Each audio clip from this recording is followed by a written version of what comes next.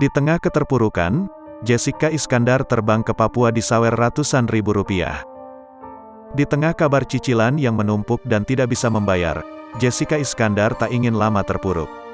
Ia kembali menerima pekerjaan bahkan rela terbang ke kota Jayapura, Papua. Jessica menerima pekerjaan sebagai penyanyi. Nah, video goyangan Jessica Iskandar di atas panggung beredar di media sosial hingga viral. Ia tampil di atas panggung sebuah klub ternama, diunggah penontonnya di akun TikTok Citrani Sanjaya 27, Senin, tanggal 14 November tahun 2022. Dalam video viral tersebut, nampak Jessica Iskandar mengenakan dress bling-bling. Rambutnya yang pendek terurai rapih. Ia menyanyikan sejumlah lagu dan menghibur para penonton. Tak hanya itu, ia juga berjoget bak seorang biduan.